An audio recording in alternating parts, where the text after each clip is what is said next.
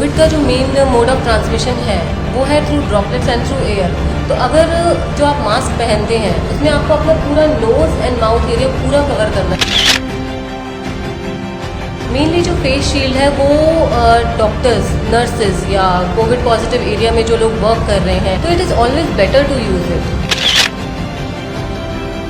आप हल्दी लीजिए, आप अदरक लीजिए, आप लहसुन लीजिए या आप नींबू पानी लीजिए जिसमें विटामिन सी होता है, मल्टीविटामिन्स लीजिए। इनसे आपकी इम्यूनिटी इंक्रीज होगी। ऐसा कुछ भी नहीं है कि वो थ्रोट में 4 आवर्स रहेगा और उससे आप बच सकते हैं। अगर आप इन्फेक्ट हो गए हैं, आप इन्फेक्ट हो गए।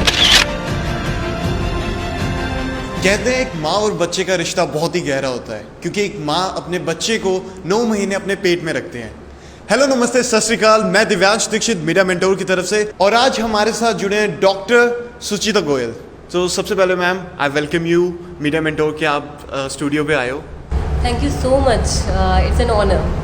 तो मैम, बहुत ही कोविड-19 को लेके बहुत ही ज़्यादा र्यूमर्स मार्केट के अंदर हैं, कईयों को मिसअंडरस्टैंडिंग्स बहुत हैं, और क्या प्रिकॉशंस लेने चाहिए, क्या सेफ्टी मेजर्स लेने चाहिए, उसके रिलेटेड आज का हमारा टॉपिक रहेगा। तो सबसे पहले चलते हैं एक पहले क्वेश्चन के ऊपर। तो मैम, लोगों के मन में बहुत ज़्यादा ये है कि जो मास्क पहनना है उसको नोज़ नहीं कवर करना, सिर्फ माउथ ही कवर करना है। तो ये बात कितनी सच है और कितनी झूठ है? नहीं, देखिए, कोविड का जो मेन मोड ऑफ ट्रांसमिशन है वो है through droplets and through air. तो अगर जो आप मास्क पहनते हैं उसमें आपको अपना पूरा नोज़ एंड माउथ एरिया पूरा कवर करना है। It's a sense of mutual respect. I don't infect you, you do not infect me. तो अगर मैं अपनी नोज़ नहीं कवर करती हूँ तो सामने वाला के अगर इन्फेक्टेड है तो obviously I can inhale the virus मेरी नोज़ के थ्रू या आइज़ के थ्रू जा ही सकता है।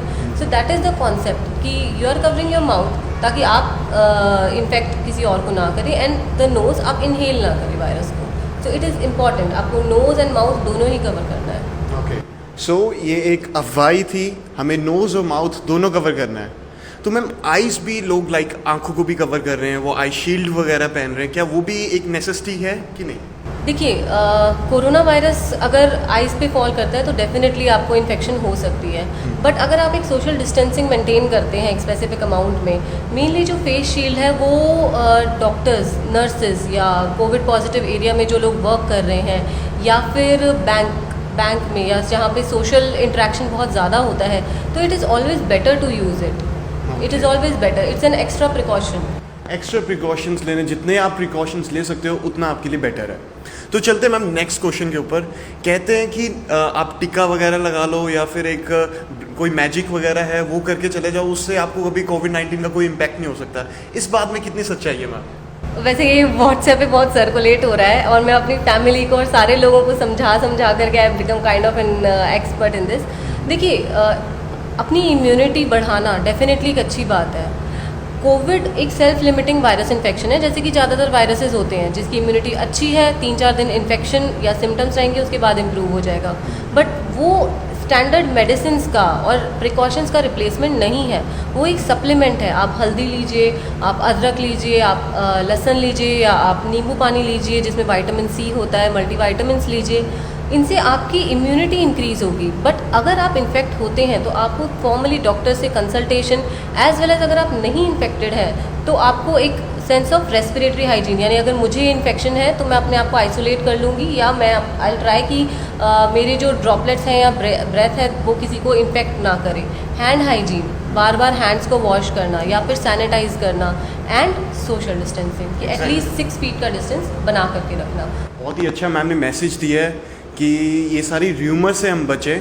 और मैम आगे बढ़ते हैं। कहते हैं कि अगर हम अदरक लें, लहसुन लें, वो गले में उसका असर रह जाता है, उसके भी नेगेटिव इम्पैक्ट्स हैं, वो भी नहीं, हमें अदरक नहीं यूज़ करनी चाहिए, या लहसुन हो गए वो भी नहीं यूज़ करना चाहिए। ये कितनी बात सच है मैम? देखिए, इंडियन ट्रेडिशनल मेडिसिन साइंटिफिक है, उससे इम्यूनिटी इंक्रीज़ होती है। लेकिन वो एक जो बहुत कॉमनली मैसेज स्प्रेड हो रहा है कि वायरस 4 घंटे नोज़ में रहेगा, 4 घंटे थ्रोट में रहेगा, वो गलत है। जैसे ही वो किसी म्यूकोसल सरफेस यानी कि नोज़ या माउथ या थ्रोट में जाएगा, वो एब्जॉर्ब हो जाएगा, उसके अगेंस्ट बॉडी फाइट करने लग जाएगी एंड एंटीबॉडीज़ बनाने लग जाएगी। लेकिन ऐसा कुछ भी नहीं है कि वो थ्रोट में 4 आवर्स रहेगा और उससे आप बच सकते हैं। अगर आप इन्फेक्ट हो गए हैं, आप इन्फेक्ट हो गए हैं, और बॉडी अपनी पूरी कोशिश करेगी कि वो उसके अगेंस्ट फाइट करे। ये सारी चीज़ें आपको बॉडी को फाइट करने में हेल्प करेंगी। सबको मैं यही बताना चाहूँगा कि हमारी जो बॉडी है वो फाइट करती है, खासकर WBC वाइट ब्लड सेल्स वो फाइट करते हैं। और मैम आगे बढ़ते हैं, अब हम अपनी इम्यूनिटी को कैसे और स्ट्रॉन्गर कर सकते हैं, उसके लिए आप लोगों को क्या एडवाइस देना चाहते हैं? क्या चीज़ें खाएं, क्या एक्सरसाइजेस करें, आप क्या एडवाइस सबको देना चाहोगे? देखिए, जो इम्यूनिटी इंक्रीज़ करने वाली या विटामिन कंटेनिंग चीज़ें होती हैं, जैसे पीले रंग के फल, हरे रंग की सब्जियां, सारे हरे पत्ते वाली सब्जियां, या फिर प्रोटीन कंटेंट जिनमें ज़्यादा होता है, calcium, vitamin D, vitamin C, जैसे कि नींबू में या ऑरेंजेस में सब में विटामिन सी ज़्यादा होता है, वो लें।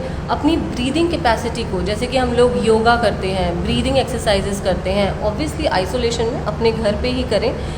कॉमन एरियाज़ को ना अटेंड करें, जहाँ पर स्पेशली जो इनक्लोज एरिया है। अगर बाई चांस आपको ऐसा कोई कॉन्ग्रीगेशन अटेंड करना भी पड़ता है तो प्रेफर करें कि एक open area, open Rumi air हो, जहाँ पर एयर कंडीशनर ना चल रहा हो और फ्रेश एयर हो, वहाँ पर जाएँ। तो बहुत ही अच्छा मैसेज मैम ने दिया है कि ग्रीन वेजिटेबल्स हो जाए, येलो फ्रूट्स हो जाएं, लेमन हो जाए, ये ऐसी चीज़ों का कंज्यूम करना अच्छा है। मैम बहुत ही ज़्यादा लोगों के मन में ना टेंशन्स हैं, वो कहते हैं कि काढ़ा, आपको पता ही होगा, सारे हर एक फैमिली में आजकल काढ़ा चल रहा है, वो सिर्फ काढ़े के ऊपर ही जी रहे हैं। कहते हैं हमें खाना नहीं खाना, हमें कोरोना वायरस हो सकता है, इस करके वो 24 घंटे काढ़ा ही पी रहे हैं। उसका क्या इम्पैक्ट है, क्या वो सही है हमें वो पीना, कि वो उसका नेगेटिव इम्पैक्ट भी है? क्योंकि कहते हैं कि excess of everything is bad. बिल्कुल बिल्कुल, आप अपनी रेगुलर डाइट मेंटेन करें, और ये जो चीज़ें आप अभी कर रहे हैं ना, आई वुड रिक्वेस्ट यू कि आज से 2 साल बाद या 4 साल बाद भी करें, क्योंकि ये आपके लिए अच्छी हैं। बट पूरे दिन काढ़ा पीना, इट्स नॉट सेफ। प्लस अगर आप ऐसी कोई चीज़ें करते हैं तो यू आर मोर लाइक कि I am safe, I can go and attend any meeting, मैं किसी भी मीटिंग में जा सकता हूँ, ऐसा नहीं है। अगर आप काढ़ा भी पी रहे हैं या हल्दी खा रहे हैं सुबह शाम, आप फिर भी इन्फेक्शन के लिए प्रोन है, आप लीजिए उसको अपनी डाइट में डेफिनेटली। लेकिन बाकी चीज़ें, जैसे कि मोदी जी ने बताया है कि एक 6 फीट का डिस्टेंस मेंटेन करके रखें, मास्क यूज़ करें, हैंड्स क्लीन रखें, वो चीज़ें बहुत ज़्यादा ज़रूरी हैं। जैसे वो 60-70% हो गया, ये 30% हो गया, ये मान सकते हैं। तो सोशल डिस्टेंसिंग ही बहुत ही ज़रूरी है। और मैम आगे बढ़ते हैं, कहते हैं कि जो बच्चे हैं उनकी इम्यूनिटी थोड़ी सी वीक होती है, तो उनको अपनी इम्यूनिटी बूस्टअप करने के लिए क्या चीज़ें उनके लिए बेटरमेंट है, वो आप क्या एडवाइस दोगे? देखिए, बाकी सभी इन्फेक्शंस बच्चों में थोड़ी ज़्यादा इंटेंसिटी से होते हैं, लेकिन कोरोना वायरस से भी हमने यही एक्सपेक्ट किया था कि भाई अपने फैमिली के बच्चे जो हैं, they are more at risk. But जितनी स्टडीज़ हुई हैं, जितने एविडेंस इंडिया में भी कलेक्ट हुए हैं, बच्चे comparatively they are behaving in a better way. उन लोगों को इन्फेक्शन तो हो रही है थोड़ी बहुत, लेकिन सिम्टम्स नहीं आ रहे हैं, तो they are at a improve pace.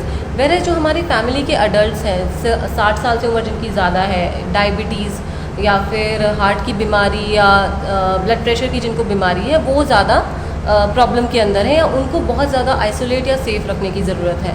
जो चीज़ें हम लोगों ने अभी डिस्कस करी, जैसे ब्रीदिंग एक्सरसाइज, डाइट अपना इम्प्रूव करना, वो डेफिनेटली वो बच्चों पे भी अप्लाई होता है। Thank you so much ma'am. ये तो हो गए सारे र्यूमर्स और क्या प्रोटेक्शंस हम ले सकते हैं हमारे इम्यूनिटी को लेके। अब मैम एक लास्ट क्वेश्चन मेरे मन में है, कहते हैं कि एक सुंदर डॉक्टर की एडवाइस लो तो आप जल्दी रिकवर होते हो, इस बात में कितनी सच्चाई है मैम? नहीं, सुंदर का तो मुझे नहीं पता, बट आप अगर अपने डॉक्टर पे ट्रस्ट करो तो आपके 50% सिम्टम्स अपने आप चले जाते हैं। तो trust plays a very very important role. तो यही मैं आपसे रिक्वेस्ट करूँगी कि स्टार्टिंग में जिस तरीके से डॉक्टर्स को बहुत अच्छे से ट्रीट किया गया, over the period of time doctors भी इन्फेक्ट हुए, कुछ एक्सपायर भी किए, which is very sad. But लोगों ने डॉक्टर्स पे या हेल्थ केयर वर्कर्स सभी पर कुछ क्वेश्चंस आए उनके कि why are they behaving in such a way.